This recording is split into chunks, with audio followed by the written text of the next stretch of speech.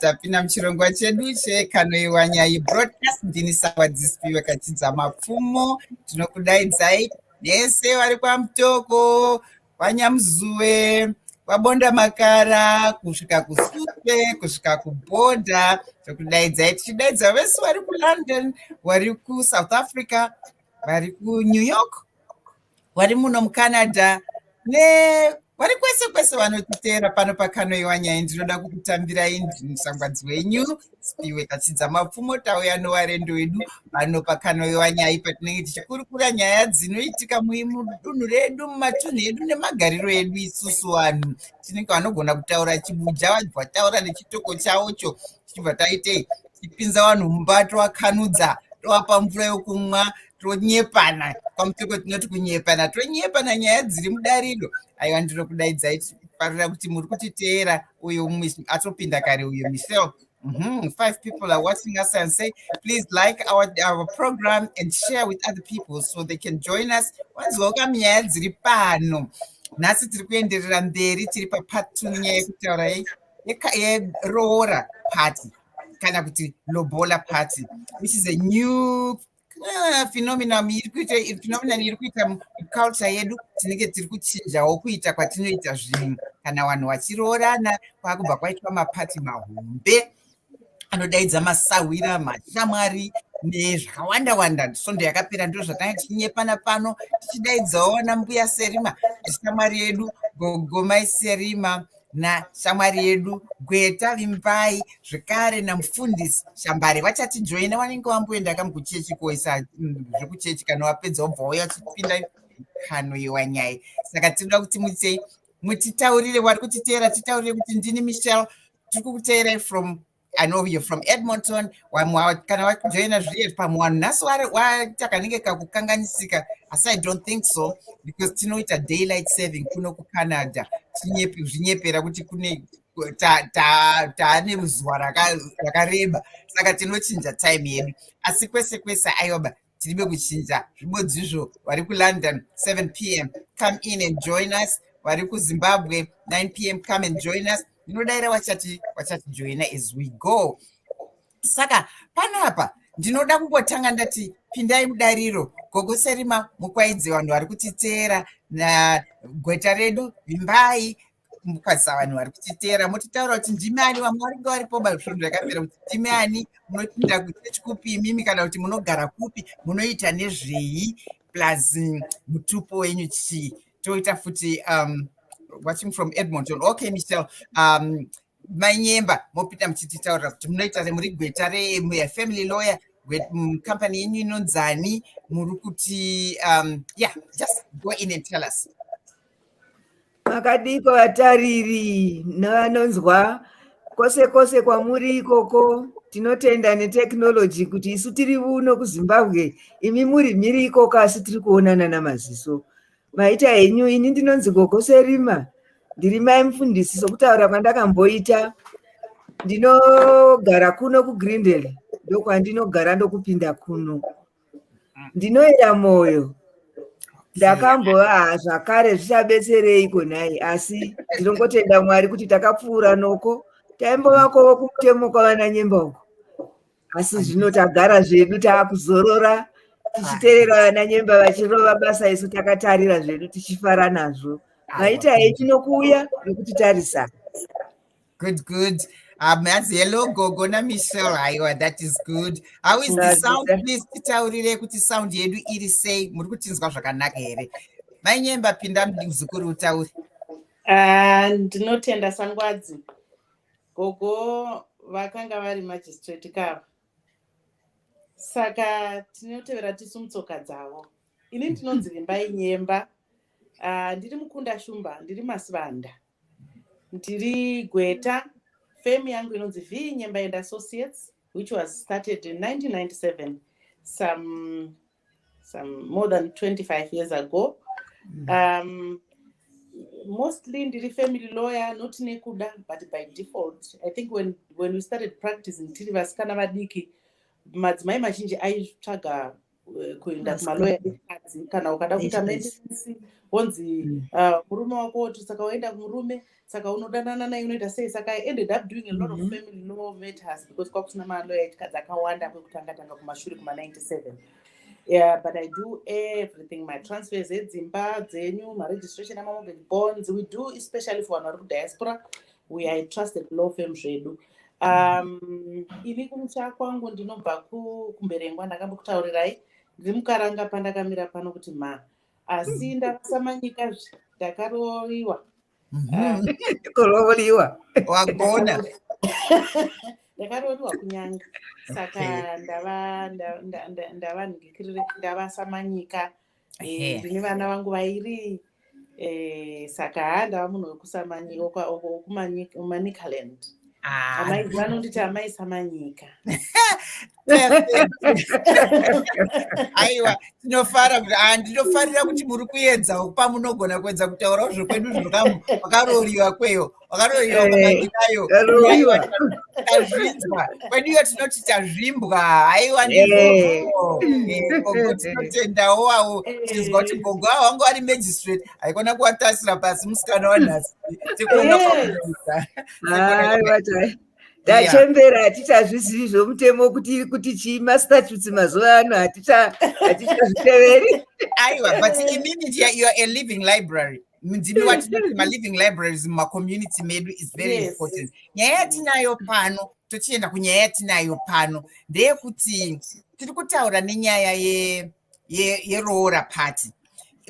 Tiri kuona kuti zvinhu zviri kuita evolve. Last week ndinoda kuti recap wangu asina kujoina svondo yakapera. Takataura nenyaya iyi kuti kwanu vanhu vakuroriwa wavakuita inonzi Roora party or lobola party.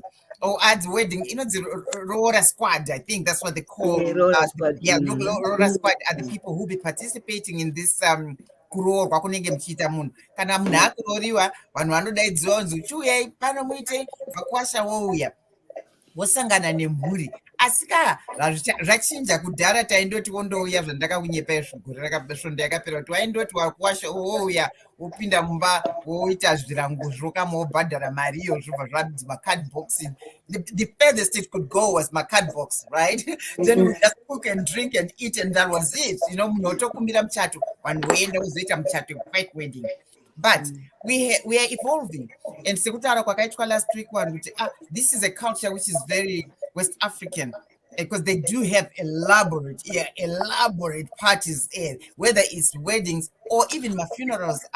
Vanotora 2-3 months vasati waita funeral vasati waviga munhu. Then they prepare vanopfeka which is beautiful. Inini kwanjiri ndiri moderator, opinion yangu doesn't really matter because ndikuda kungostart a conversation with everybody, right? But I personally am very Afrocentric and I love things that are African. I love my African tradition. I love who we are as a people. And I think for a while Katanga drifted away too much. With the Kardashian stuff, we thought that was it. And the lose a culture yedu. But each to his own, mumwe ane opinion yake. However, tirikuda kudzokera panyaya tiri kutaura nhasi yeRoora party. It seems kuti vanhu vakudzokera kune kuda kuita zvinhu zveAfrican. Yeah? Vanoenda unotochata wakapfeka zvandakaita, you could do that and nothing stops you from getting married wakapfeka in African in an African attire, in African ensemble. Zvinobvumisa. asi nyaya yatinayo yamakaita kuti vaite kuti vadzoke tiite part 2 yataida kuenderera mberi. Tinoda imimi vanhu vari kutiteera muchibvunza mibvunzo yamunoita apo kuita kuti conversation iende further, right? Tiri kuda kunzwa zvamunoziva. Chatakataura svondo yakapera ndechekuti saka how are we going to combine these two, this traditional bit which can be quite expensive, right? And zvinoenzana nehomwe yemunhu mumwe nemumwe kuti anokwanisa kuita zvipi. Anogona kuita roora party yako obhadhara mari yakawanda steriko otenga maoutfits awo, squad yobva yaita hamena obva yaita matende, makeke, mabhendi, mawhatever. Then they can have a wedding in December, which was also elaborate, which would cost them another 15-20. Takataurwa na Vimbayi Nyemba kuti dzinogona kuita kana kuma 15-20,000 depending kuti muri kudei pamuchato iwoyo. Anditika. So nyaya yatiri kuda kuendera mberi ndeyekuti zviri possible here kuzvijoinisa zvese izvi kuti zvingoita one thing and it becomes the norm where people don't have to spend so much. Tinogona kuti vanhu vapinde mumuchato mutsvitsa kana kuti kuroorana ka vatova nezvikwereti. And we know my problems emari tinoaziva. It's okay. Remember, we owed so much. But if it goes on for a long time, you are not going to be able to get started in anything because you're busy trying to cover during those two events, the Roora event, the squad, the Roora squad, and then Mozoita White Wedding. What are your thoughts, Nyemba, Nenyaya, going forward? If we can take from where we left off from what I said, can you go forward with it? Yeah. Ini ndinofunga kuti iyo nyaya yeroora yatataura iyi tambotaura kuti zvakabva kuEast Africa, kuWest Africa, zvikadzikawo zvichiuya nekuno. Chatinoda kudzidza chekutanga ndechekuti culture haiti stationary. It's not static. It evolves because of a lot of things that are happening around us in life. Saka zvinongochinjawo, iko zvinonyanya kuti zvinhu zvedu zvichinje ndechekuti semuno muZimbabwe vanhu vemuZimbabwe vachagara muZimbabwe vazhinji kuti katozoverenga young age, maybe below 50 or 60 and below, most of them are outside the country, diasporans.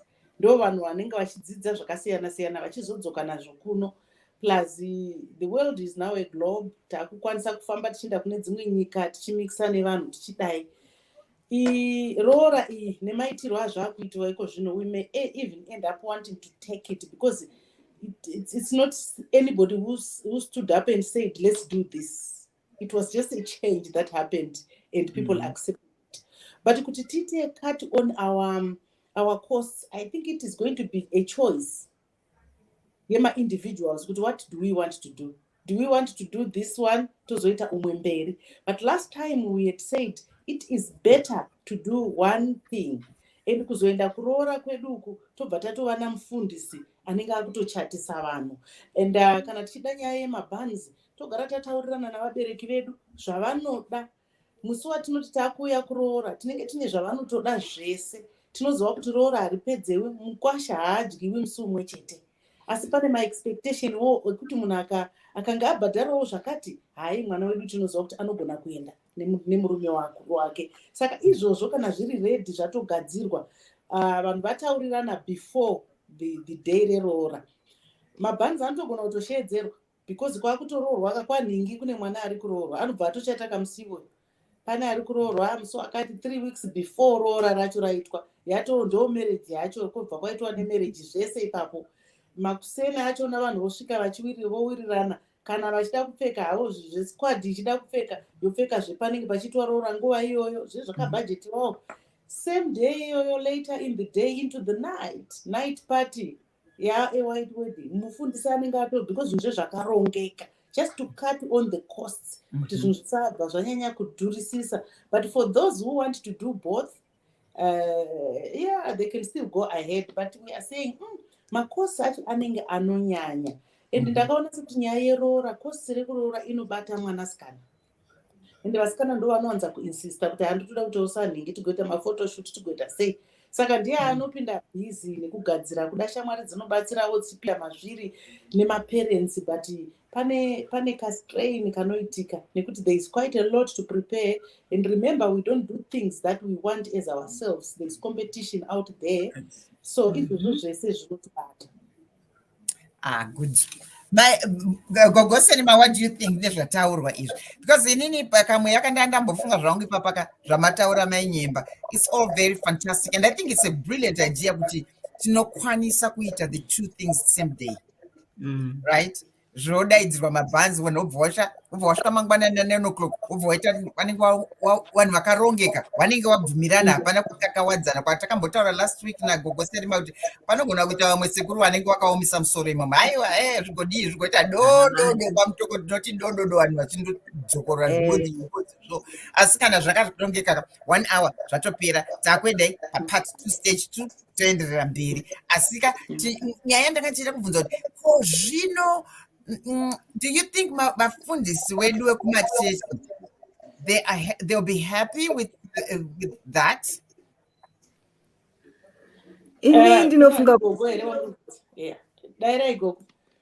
Ini ndinofunga kuti vafundisi vanofara nazvo as long as vauya vakaita participate.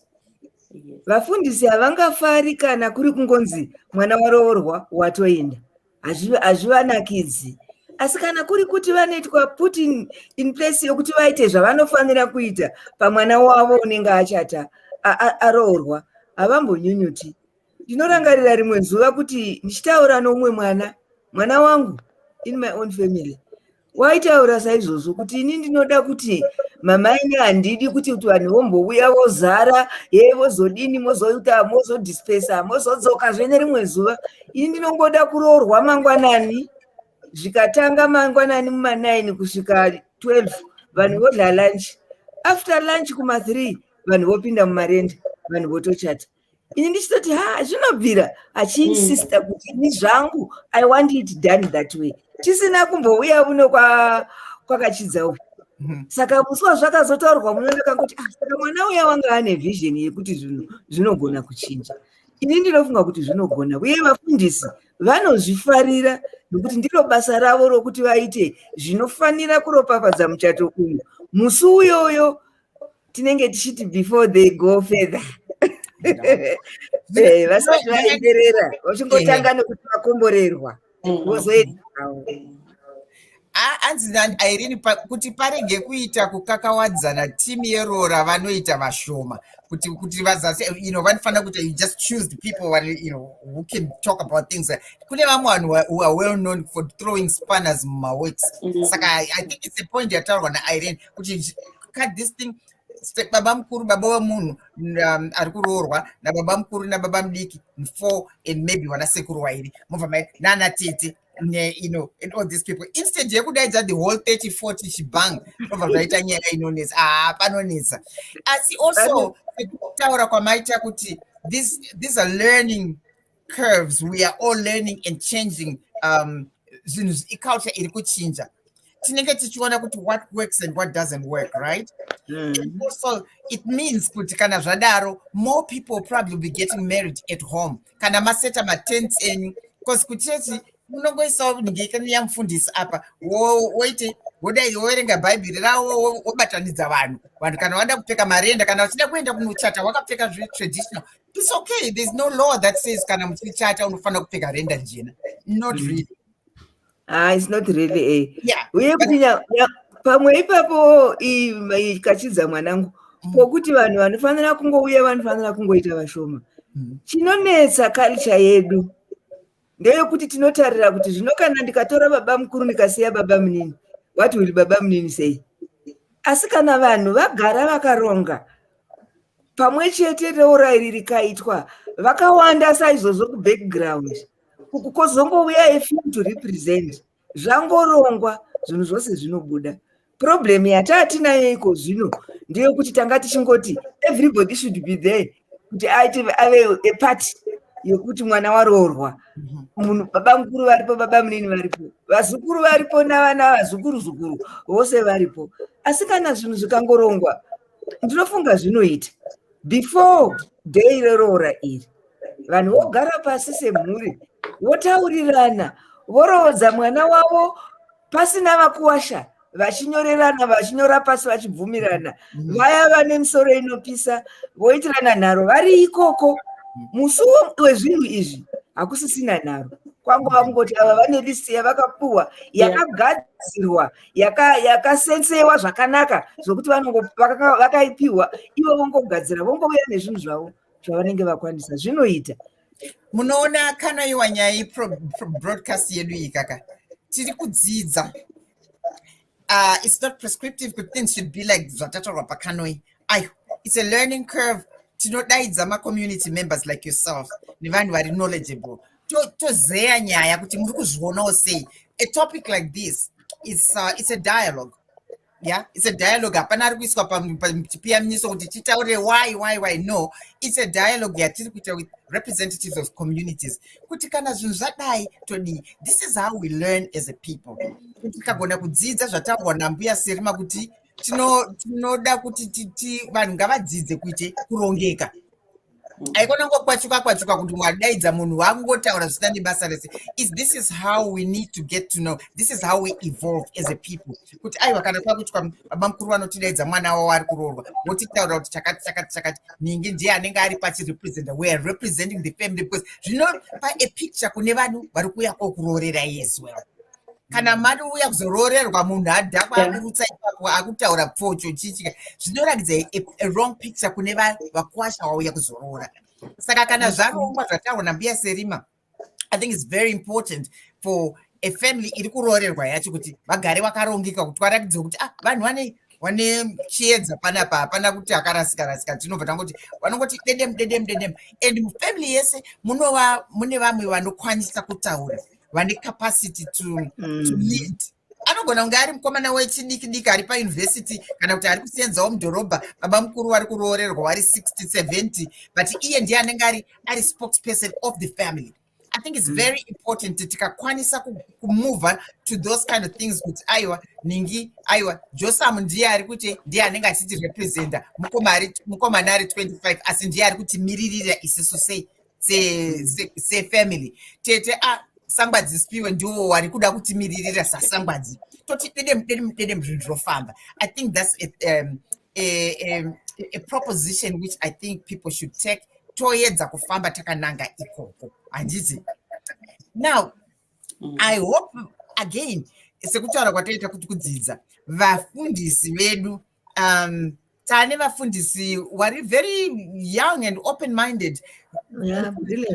Mamuona Reverend Shambare is a person ati vanhu vatiri kutaura kuti vaavafundisi wasisane zviya zvekuti mabika kamwe kajongwe kachambonzideka mufundisi komboenda neuko vanoda kuti kana wadaidzwa dedem wauya kuzochatisa munhu wouyawo woonawo maevents ari kuitika wachange with other people peace yawo if is 30 minutes kurodza munhu womira apo iwe naningi maringi aripi zvoenda zvakuenda kuna MC vanhu vakutotamba wakuita mabiko akuenderera mberi asi vanofanira kudzidziswa ngekuti vamwe wacho they are very conservative. They feel kuti you are getting into their domain maakutora zvirango zvavo vachifundiswa kuti handikanyatsoonekwa kuti ndiri kuindika ndiri muchechi mangu izvozvo. I think vanofundisika sei ndiani anenge ane duty yekuvadzidzisa kuti tiri kuchinja zvinhu. Handizive kuti vanomboita maconferences here where they would talk about issues such as vanoita maconference each church. Sorry Nyemba, let me just speak this. Vanoita maconference each church every year. Vane conference yavanoita yavanoti annual conference yavafundisi vese vanoungana kubva kuna bishop wavo kusvika kuna wokupedzisira mufundisi mudoko namalay vasati vari vafundisi who are church leaders veadmin ava and other things vanenge varipo. Saka in such conferences kana shoko iri rikasvika rinosvika vagoridhibhedha ikoko. Kana vari dhibhedha rinotogona kubva ikoko ratopasiwa nokuti chavanoda vafundisi izi vanoroorana ngavawane blessing from the mufundisi. Saka kana mufundisi vakangoudzwa handifingi kuti pangaita dambudziko unless kana maybe nyangwe kukanga kuna mafundisi madhara akachembera akadini, they will adhere to that, nokuti ndizvo donzo ravo kuti vana vose vanochata vanoroorana ngavawane blessing from mufundisi. Handifungi kuti pangaita dambudziko. Zvinodhipetiwa nokuti annual conference yachona haina 1 day ka. Under normal circumstances, kusina COVID, yatoita 4 days. You go on a Thursday, Friday, Saturday, you come back Sunday. All things zvataurwa zveadmini, zvespiritually, nezvokuti chechi yoenda yakadini. Saka zvinogona kuti vangataurika navo vakaziva vakanzwisisa zvinhu izvozvo. Ndiwo matopics avanofanira kuwanza chaizvo zvinhu zviri kuchinja. Saka ngatiedzei kuti kudhonzerawo machechi edu kuti vanotsimwandudza mweya wedu kuti vazive kuti some of the topics dzinofanira kuchinja kuti zviite align with my developments ari kuita zviri kuchinja muculture medu. Pindai Mainyemba mutiudze kuti mamuri kuti Gogo vabva vatotora masoko angu ese anga ari mukanya, but ndoda kutsinidzira pavataura nyaya yekuti vafundisi vanodisa kuti vanhu varopafadzwe vasati vagara vese. Saka vakatoshedzwa paya pakunzi paitwa Roora, uyai mugochatisa vana, vafundisi vanozvinzwisisa zvakanyanyisa izvozvo, especially where Roora has been done. Zvezvatotaura, it's the hallmark of society. And vafundisi vakunzwisisa Christianity netradition. Yes, vakuzvinzwisisa izvozvo. And pavanoenda kuma-outreach kwavo kwavanenge vachitaurirana kwataurirana Gogo 4 days, vanototaura nezvema-issues ari muma-communities. And ndo vari very fast kunzwisisa ma-issues ema-communities. That's why even ma-teachings mazhinji ana COVID, vana AIDS, vana chizvirwere nechichi, zvinototangira muchechi kudzidziswa. Vafundisi ndo vanotanga kuzvidzidzisa, kuzvidzidza vochizodzidzisa chimasangano avo. Kuti church is so influential. It is. I have seen vafundisi vachito musi weRoora chaivo vachirooresa vanhu, vachitochatisa vanhu. Vazhinji vanenge vari vanhu vakanga vakaroorana kudhara, vakatopuwa malisti, vakabhadhara zvimwe vasara nezvimwe, pakungozopedzisa vachibva vadini varooresa. I have also witnessed vamwe zvemabans zvekuti hakuna mabans, vanenge vane marriage license avo, mufundisi wotodini, mufundisi blessa that marriage, wotopuwa marriage certificate yavo. Vafundisi, they are very keen. They would rather do that than let vana varoorana kuti vaichinde munogara nasi. Izvozvo zvinovarwadza, vanozombodzokera kumashure kuti Old Testament kuti pakati nhingo wakati aroora akanzi chitora munhu wako zvakadaro, but they would rather musi waunotoroorwa chaiwo wokuropafadza kuti usanogara muchivi. So do we think, shall we then say why that is not happening? Is it because vanhu vari kuroorana wacho vari kuenda kunoitwa robhora party, kugoitwa elaborate event like that ka iwo ndo vachiri kuda zvekupfeka, feel kuti ndoda kuenda kuchechi, ndoda kuroorerwa muchechi ndakapfeka wedding dress? Would you say then that's where the issue is?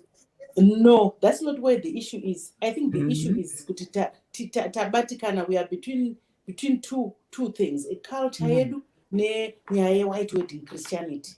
Tiri kutya kuti vabereki vasati vazvinzwisisa kuti ndongoti musi wandiri kuroorwa iwo ndo musi wekuchata, nekuti nyaya yatataura kapanapa yemakaka vanoitika, vanhu vanokaka vadzana, vanhu vanogona kusawirirana. Saka nyaya yekuti vabereki musi woyo kuti waroorwa ndo wavanotokupawo mvumo yekuti unogona kuzodini, unogona kuchizochata. And madeti vanenge vari very particular about being involved in these dates, kuti kodheti rakati ndo vanenge vachifanirwa kuti vabvumirane naro. Saka because tiri kuchinja zvishoma culture yedu, I'm sure tichatotanga vachatozvinzwisisa futi kuti beta ngofana tadini tachaja mwana wedu varukwasha vouya nezvinhu zvatanenge takataurirana, kana kutouya nazvo a day before day rokupedzisira vouya nezvekupedzisira,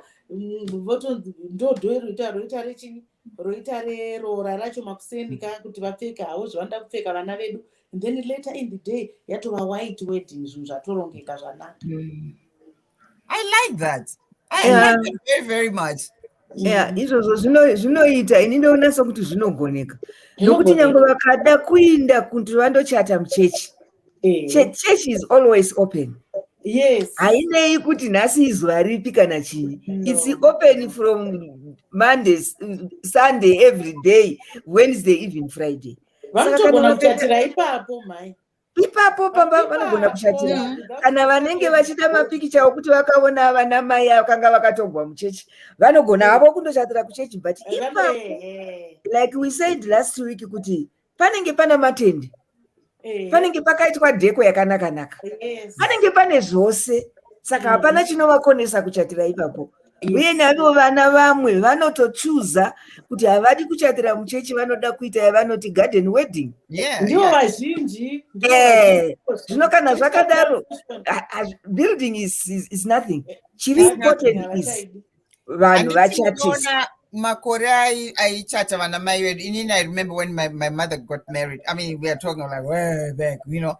And so one picture yao yavakatorwa pamuchato nababa wangu sevanhu nekusikana twatu vakagara twakadai tusina bhutsu atwati twafika tennis dzewhite twaiperekedza asi picture yakazonotorwa kustudio vakarooranawo vamhero vakangorooranawo kuchechi yekuruzevha so vaidawo picture yekuisa mubama so vakaenda nevaperekedzi vavo vakandogara mustudio vakapfeka wedding dress in the studio and yaigara yakaiswa up yemuchato wavo saka really it's no big deal really but like you're saying change you can't push change it will come as we evolve. Tiri kutaura izvi nerimwe zuva tichazowacha program tichiti do you remember tichitaura nyaya idzi inenge yatova the norm by that time ndizvo zvine zvakuita vanhu handiti munoona aiwa tiri kuzviona zvichibudirira I hope tichaona izvi zvinenge the norm kuti uye chimwe chinhu ndimboita kamuini ndisasisa ndazochikanganwa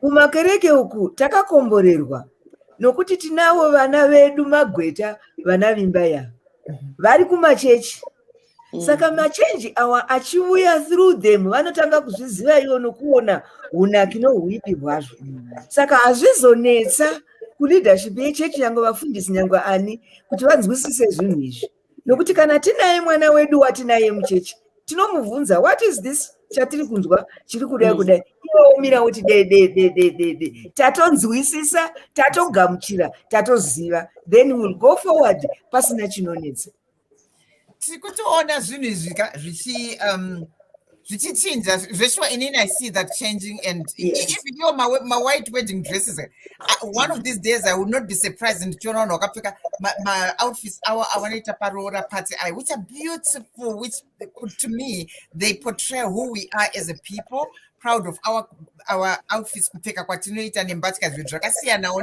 newestern culture there's nothing wrong with that but zvinhu zviri kuchinja we have to gradually move towards who we are as a people. And I can see that. I know a friend of mine, I do remember one wedding and Ziwa from back in the late 80s and 90s. My friend Mabel, she got married, an African dress, a white dress, rangarine kente, you know, those Zulu hats, in a kente around it. It was so beautiful. Wedding cake yao rangarine ngoma, a chocolate ngoma. Very traditional and back in the 80s I haven't seen any other weddings but this was their white wedding and varume vose vanga vakapfeka kente vakapfeka makama bands it was so beautiful and I would like to see personally I'm not saying that's how it should I would like to see us moving towards something which is ethnocentric that represents us as a people. Inini ndinofunga before you finish Sangwati, just to come in. Ndinofunga kuti change kuti ite slow ndisu kuti ikasike ndisu because the slower it is the more confused we become. Let's embrace it. Totomhanya nayo tichigadzirira logistics kuti toita sei nechange yadai. Ini ndakatoona kuti kuchinja kuri very real. Vana vaiti vakaroorwa vaenda kumusha chero munhu anga asina kuvaka musha baba ivo vasina kuvaka musha kusisina musha kunongonzi handei kuwedza ndo kunonororerwa mwana uyu kana baba vangu vasina musha vanga vagara vari vekuharare aitonororerwa kana pamusha wasekuru kana pamusha pababa mukuru asi iko zvino tiri kungoona kuti vanhu vakungororerwa mutaundi kumba kwababa vachekana endo kuendwa mutaundi saka ende kudhara muchato waitonzi unofanira kuzoita kuti uzoite miri unotanga kumukomana, unotanga kumusikana, kumusha wemusikana, wopedzisira wakumusha kwemukomana. Saka yaitoita michato miviri. Inini kumusha kwangu kumberengwa michato yaitofanira kutoita miviri. Even inini pandakaitoenda kuchato pamuHarare, ndachatiwa muHarare, baba vangu vakati mwana wangu ndiwe kupedzisira gotwe, rugohwe ugo. Saka ndofanira kudzokera naye kumusha, ndine ng'ombe dzangu dzokunouraya hama dzangu dzidini. Saka tatobva kuhanimu, tatopedza muchato wedu, tatoonly married, takaorganiza muchato wekumusha, trip to go kumusha, because vaida kunofadza hama dzavo vakadaro. Asi nekuda kwekuchinja vanhu vakutoita one iko zvino, one muchato. Hapasina zvemuchato inoti uyuko uyuko, hakusisina zvekuti kutaone munhu akungororera chero. So this change is coming with a bang. That's very true. I had one of those 2-day things too, and I was exhausted after that, I tell you, because akazobva kwamutoko tapinda motikari rakuuya kuHarare mangwana kune muchato kuri kuwaterfalls unopedzisira munhu aneta. Now vanhu vakungoti muchato uri kupi kuhall kuHarare, ungochuza pauri kuita iye zvino zvikwane mavenue, all those things, those are new things, you know. When we got married tairorerwa kumahall, iye vanhu vakuenda kumavenue. Yes, mavenue are well established for specifically those. Nice, costly but nice, and kuita evolve. And again, like we are saying, izvozvo zvatiri kutaura zvika kuita bring these things together. And looking at my marriages, how are we going to do it? Apparently, there's nothing stays the same. Nothing stays the same. While we're there, ndakaverengawo nyaya iri kuti bhiro rakambotaurwa naNyemba-Lawyer naVimbayi kuti ranga riri kuparliament rekuti relobola, abolishing lobola, the bill lobola. Tell us a little bit about, but this is not for today. Ndoda kungoti tingoikanda nyaya iriko yebhill relobola kuti yapapi next week.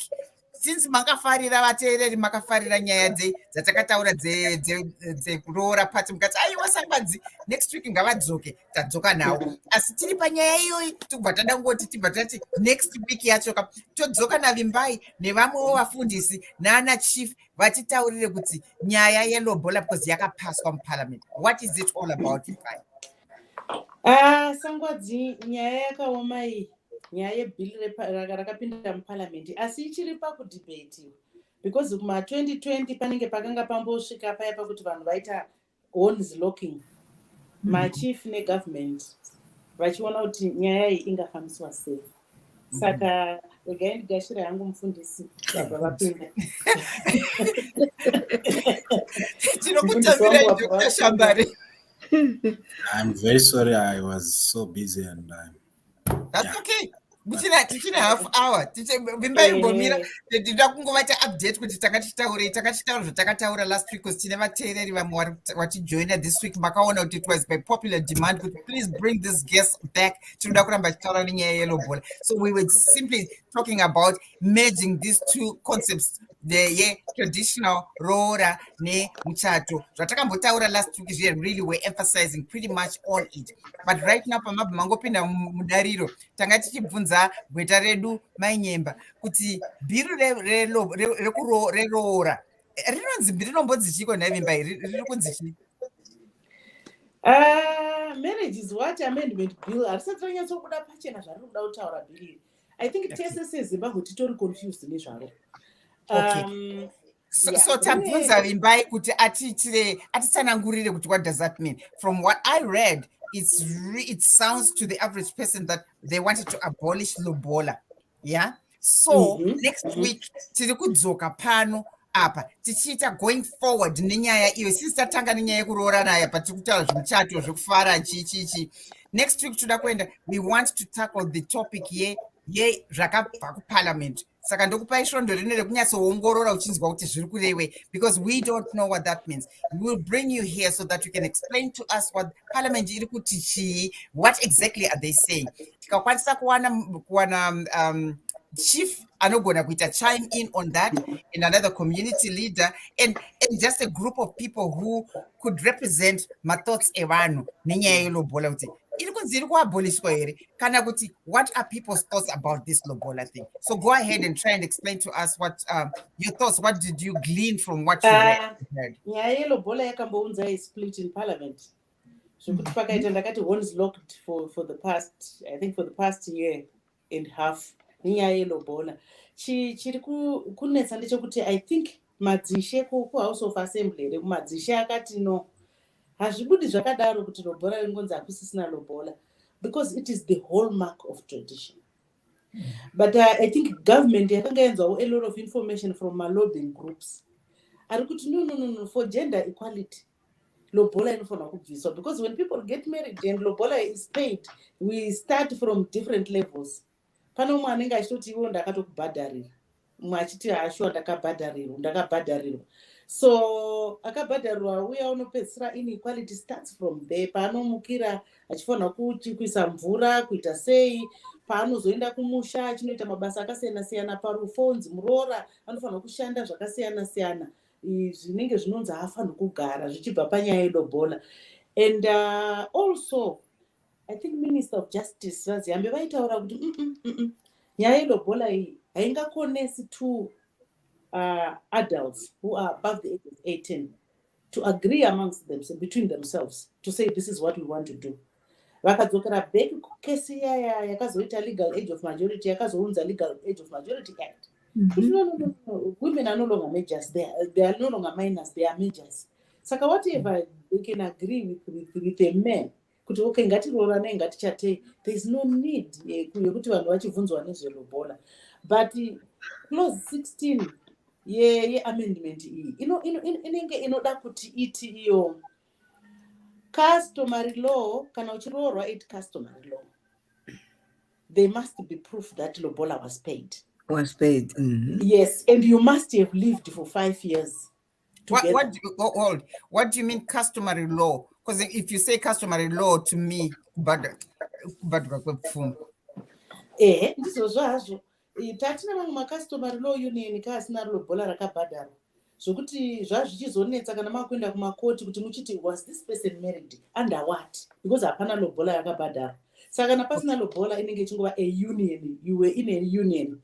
But kana machizobhadhara manje vari kuti iyoyo ndiyo inofanira kuita proof kuna marriage officer anenge ari chief kuti anogona kukurooresai kuti okay imimi makabhadharwa roora, mawitnesses achibvunzwa panotoita a little hearing, mawitness achibvunzwa kuti vakabhadharwa lobola here vakadini, pachitoitwa nemaaffidavit yekuti no lobola was paid, this was done.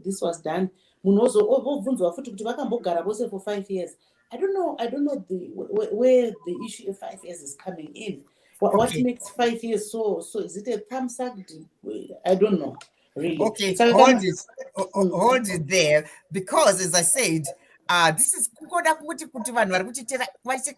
what's coming up next week. Yeah, and nyaya yatikutaura nhasi ndelobola party neroora party kumeja these two, muchato wekuchechi nemuchato unoita paningekani tabvumirana kuti zvinofanira kunge we have to be manifesting a change ourselves, and my church anofanira kunge ari open to that kind of stuff. Nyaya yataura ndaita kuti vanhu vangoita a glimpse nyaya yatitaura next week, tinoda kutaura iyo inamanjika tinenge tine nemachief acho nevekuchechi wacho nechichichi kuti vachititsanangurira nyaya iyi. Hold on to that until next week. Reverend, I know, don't worry. Handisi kukubvunza inyaya yapaswa kubhili yapaswa kumunikekaneni nhasi. Ndichazotaura newe in the background and invite you for next week. But tinoda kuti tidzoke kunyaya yatakachita yelobola party nelobola squad and whatever. What are your thoughts? Because mauya tatanga tatoti fambe because tatosara ne15 minutes. Kuti mungotitaurirawo kana makamboita take some time to think about what we're talking about last week and your thoughts on nyaya yelobola party and getting married, my traditional wedding, my church weddings and stuff. What are your thoughts which you'd like to share with us, Nasi? Don't worry about lobola tichataura nayo next week. Yeah, thank you. I think I'm very rombo kuatereri nevatsigiro chirongwa kuti ndanonoka kuya kuda kwangu mabasa acho ari ngowandawo. So ndakumbira ruregero kudaro ndoimba kuti muchandiregerera nemapanelists vana Gogo Serima, maiguru wangu. Aiwa, ndizvozvo. Taregerera Tinokuregerai, tinorida basa renyu kuti ripfuurire mberi. Coming back to what Tedespi have asked me, really, the question, I'm still really pondering upon it and thinking, society yedu kana kuti nyika yedu kana kuti vanhu atifanira kuembrace that change, because culture inoita sei inoita revolve. You were listening to what we were saying. I think so. Go ahead.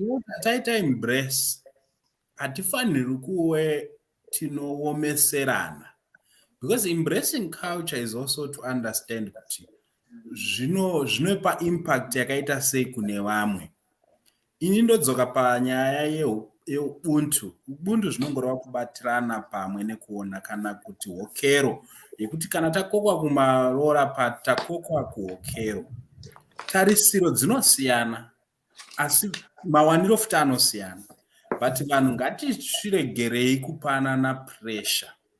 Chinonetsa ndichocho chekuti zvaitwa kwana nhingi ngazvitwa kwangu neimwe level iri pamusoro pressure yatakungopanana.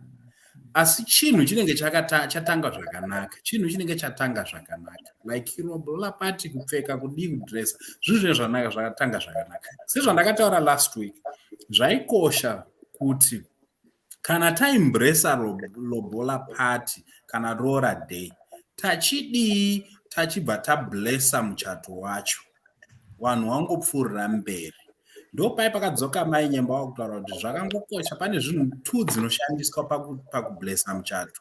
1, mabanzi anodaidzirwa muchechi. 2, marriage license yaunondotora kucourt, iye inongondoiapply woipiwa. I think normally they give you 3 days if you 3 days unenge watonayo and you get it. Now kana waiwana zvakuchireva kuti vabereki patiri kuita lobola party zvikutoreva kuti vanhu tatowirirana kuti chaita lobola, pasina zvaya zvekunyangirana ka kwakutoita zvozvo zvekuti tatobvumirana kuti lobola party yakutoita. Pachahaiwa matende, pachabikwa chikafu necatering, pachasoneswa madrezi nehembe, zvikureva kuti vanhu tatowirirana, tiri kutoziva kwatiri kuenda nekwatiri kubva. Zvekuzoita dare redu rekungokurukura nekuti chiisa mari mundiro yango procedure, asi chihombe ndechekuti vabereki vakutonzwisisa kuri kubva mwana wavo nehomwe yemurume wake kana nehomwe yemukomana wake, vakutozvinzwisisa zvinhu izvo. So at the end of the day, hazvisakise, hazvitadzise kuti muchato ubva wangoblesswa kana vanhu vada kuchata. Pandiri kutaura nenyaya yekuti muchato ubva wablesswa, ndiri kungoedza kuemphasize nyaya yekuti muchato sematara ndakaita last week hausi wechechi. Ndonzwa vangu vanhu vachitaura kuti kuchechi kwedu tokoshesa kuti munhu achati, tokoshesa kuchata, asi muchato chaiwo haunei nechechi. Chechi inofanira kutongouya ipapo mufundisi, kana pasina bepa rasaini Mwari, mufundisi ngaangouya ongoti Mwari ngaakukomborerei muenda. Kana kuti udaita pati yekuita mapepa zvazvimwo zvakumberi. Aiwa, batotistipulateera because airinati vafundisi vanonamatira mari yepfuma zvekare. Vanoblessa izvozvo because that's part of their duty in the communities, right? To be there, to be present and celebrate with my families, vanogona kuita izvo. But mufundisi vanyatsotaura kuti hazvina kumboipa kuti tisanganise maita pange manga muchiteerera zvotanga tichitaura, including the words that we're using. That's exactly what we're talking about, kuti tinoda kuti kudzidzisa vanhu kana zvinhu zvichievolva, culture ichiita evolve, inotouch bits and pieces, things that haven't been tried before, right? And then we look at what works best for us as a people, right? So tanga tichitaura panapa before you came in kuti it would be great if my families wakakwanisa kuziva kuti kana tata Roora day, right? Tinodaidza vakwasha vari kubvoya kupinda mumba vachitaura nanatezvara vachibva vaita zvirango zvese zvekubhadhara mari, wobva watobuda imomo wachena, vanhu vakutoita pati panze apo, tinenge chingopeswa tiri papo takapfeka madhuku edu obvira tradition yedu. Handiti See, the one thing that we have to learn as community and members, which is part of the involvement yezvinhu zvakadai, vanofanira kugara vadaidzana kuti daidzai Enoch ndiye ari kuuniversity kana kuti Enoch ndiye anokwanisa kuita spokesperson for this family yedu.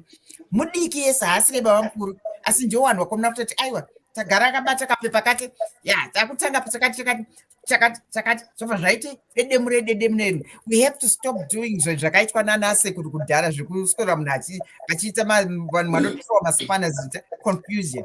So ndo zvatanga tichitaura panapa kuti as part of kuita evolve makcustoms edu aya ngatirege kuita kuti kuroorana traditional kuroora racho zviite zvinhu zvegakawadzana, kunyatsa kurongeka zvokuti zvinhu zvinenge zvichifamba zvakaita se zvakanyatsoti dedemu. And it has happened before nemamwe mafamilies with no problem. And I was married 15 minutes was done. It was done.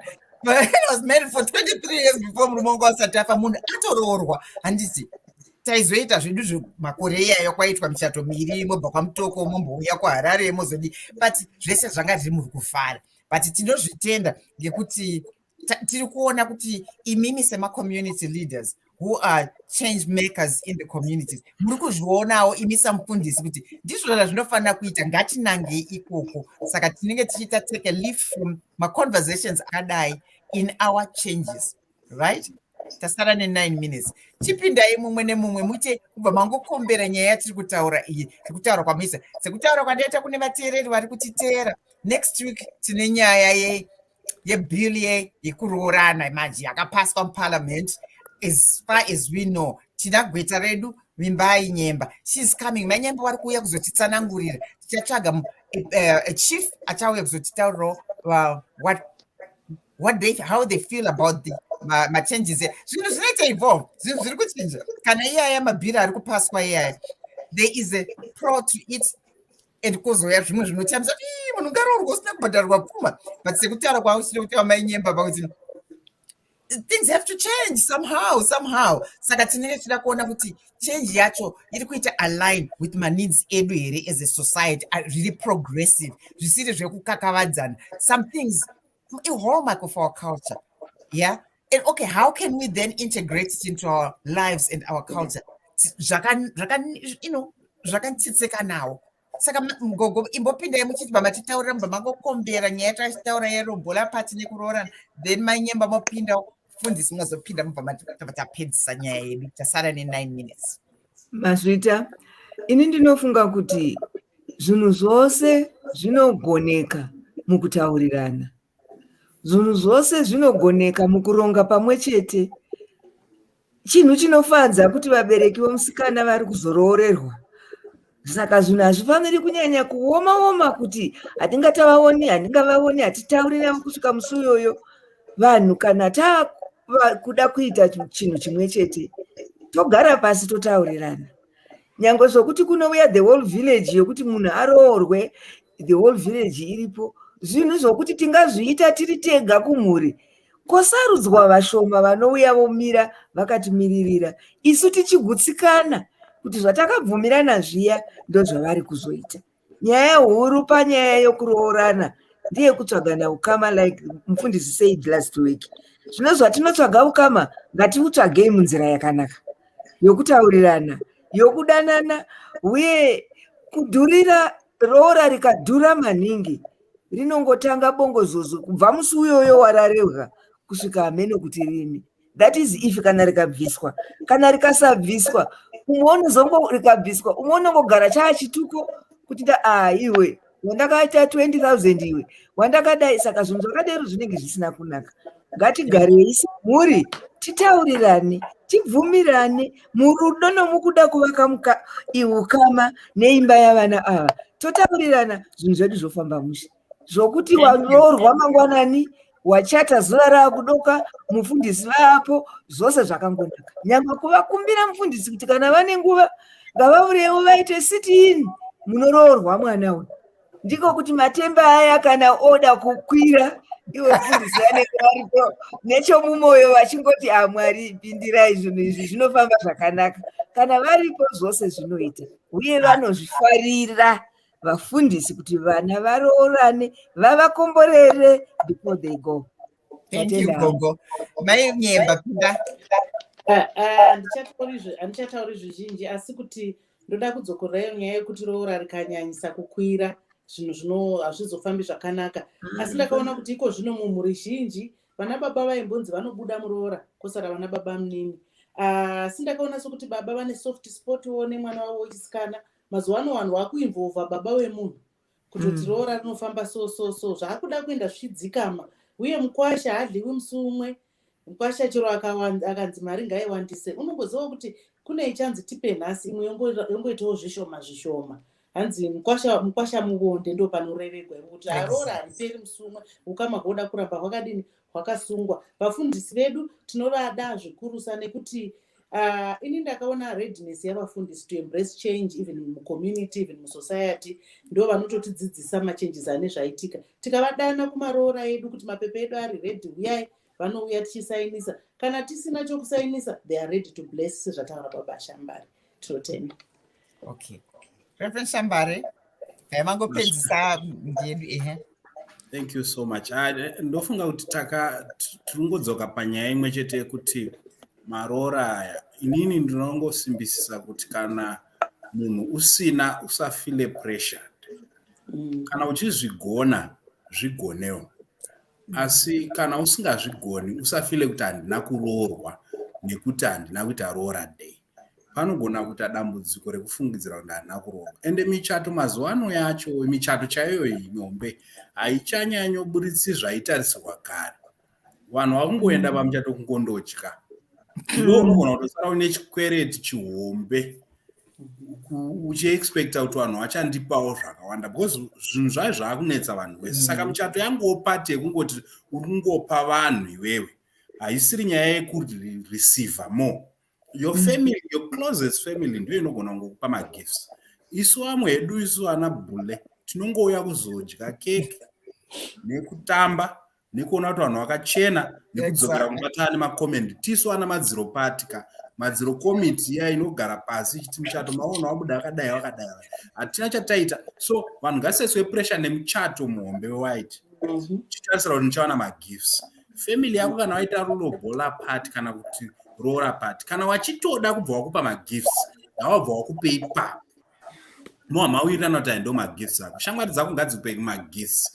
Wobva ipapo watoziva kuti ndatochata. Wotonyatsonzwisa kuti panapa zvatondinakira ndagara zvakanaka. Hausina pressure kumberi uko. Wana madziro komiti vanenge waitawo mashu. This is a new one. Thank you very much. And you know what? Let me just read what's happening here. Asna Posha, hello to Tespia. Thank you for this program. Michelle said we will be back next week. Ivy Akat, we look forward to that lobola discussion next week. Lobola being abolished. And Irene got great message. Gogo Serima, amen, Reverend. From Michelle, amen, Reverend.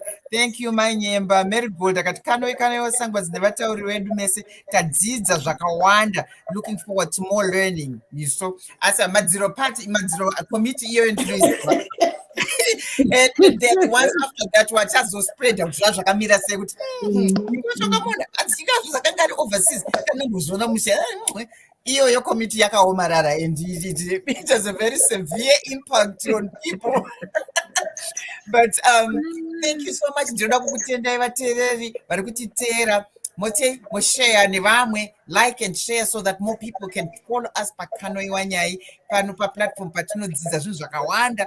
We bring my topics anoti affect isusu, anoti affect nekuinfluence a change in our communities. Tinodaidza vanhu maguests vatinoziva kuti it's ishoroma idzi ndo vanoziva. And tane 3 weeks tichitaura Gogo Serima wachiuya, Reverend Shambare, our very youthful and today mufundisi because tinoneta nevafundisi vamwe vaya vanoti but tinoda mufundisi atinogona kurelate to tine maloya edu Vimbayi Nyemba igweta ratinogona kurelate to because she knows where we're going, where zvachinja from wanambuya kachidza makore ekudhara nepatiri iye zvinezve moving forward. Handiti ka isusu wanana gogo wacho wana sangwadzi tisu wacho wana gogo handiti by nothing of a modern day gogo modern day sangwadzi tinogona kushare tichiite tichidiscussa maissues edu.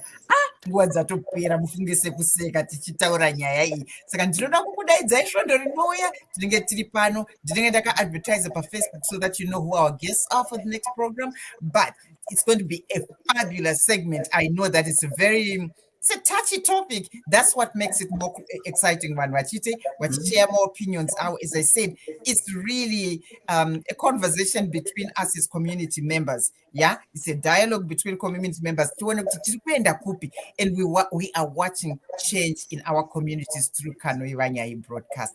I hope ndo zvatichaita. Ndokutendai mwane zuva rakanaka vari kuZimbabwe mochinja romanhoko moja romanhoko rino morarama tichiribeka mumango dzakapera asi vari kuno kuCanada vari kuno kuCanada amosvusvura mushe tatova pamasikati panani muchifamba zvakanaka. Ndokuona svondo rinouya ndini Sangwadzi Spiwe Kachidza Mapfumo. Thank you. Thank you, Sangwadzi. Bye-bye.